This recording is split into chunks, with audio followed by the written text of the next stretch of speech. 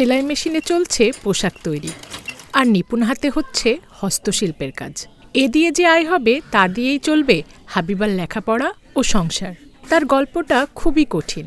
৩ বছর আগে হাবিবার বাবা মারা যায়। তখন সংসারের অভাব অনটনে লেখাপড়া বন্ধ হয়ে যায় তার।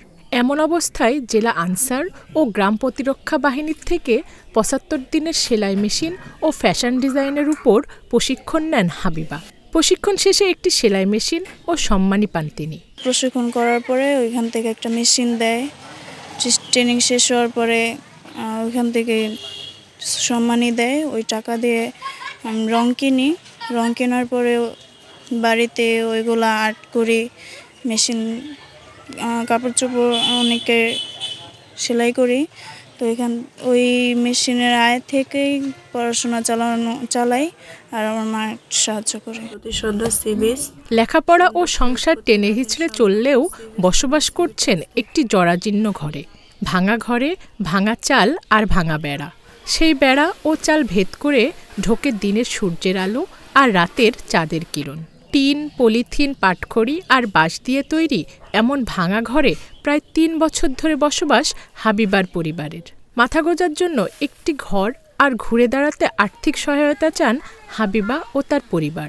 আমার বাবা রেখে যাওয়া ছোট্ট একটা ঘর। তো ঘরে বৃষ্টি হলে ওই ঘরে অনেক পানি পড়ে, পড়াশোনা করতে কষ্ট, কাজও করতে পারি না। বই খাতা সবই ভেজা যায় বৃষ্টির পানিতে,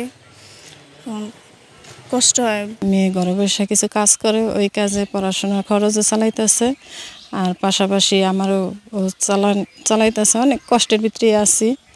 তো এখন আমার একটা ঘরের প্রয়োজন। সরকার যদি একটা ঘর দেয়, ঘর দিলে আমার নাকি উপকার।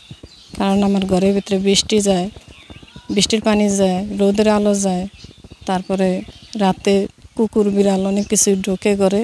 বৃষ্টি আসলে ঘরের মাটি শুকায় না, তাড়াতাড়ি কোনো একটা কাজ করতে পারি না। হাবিবা মেশিনে বসতে পারে না, ও পড়াশোনা অনেক কষ্ট হয়ে যায়। প্রকল্প পেলে একটি ঘর তৈরি করে দেওয়ার আশ্বাস দিয়েছে জেলা আনসার ও গ্রাম প্রতিরক্ষা বাহিনী। তার যে গৃহহীন বা ঘরে যে দুরবস্থা, আমরা এটা বিষয়ে অবগত আছি। ইনশাল্লাহ আমরা চেষ্টা করব, যেহেতু আমাদের বিভিন্ন সময় গৃহহীনদের বিডিবি সদস্যদের ঘর তৈরি করার বিভিন্ন প্রকল্প গ্রহণ করা হয়। সামনের দিনগুলোতে যদি এই ধরনের কোনো প্রকল্প থাকে, অবশ্যই আমরা হাবিবাকে একটা ঘর তৈরি করার জন্য সর্বোচ্চ চেষ্টা করব। শরীয়তপুরের নড়িয়া উপজেলার নশাসন ইউনিয়নের সর্দারকান্দি গ্রামে বসবাস হাবিবা আক্তারের। জেলার ডগরি ইসমাইল হোসেন স্কুল অ্যান্ড কলেজের একাদশ শ্রেণীর ছাত্রী তিনি। Zulekha Parvin, independent digital.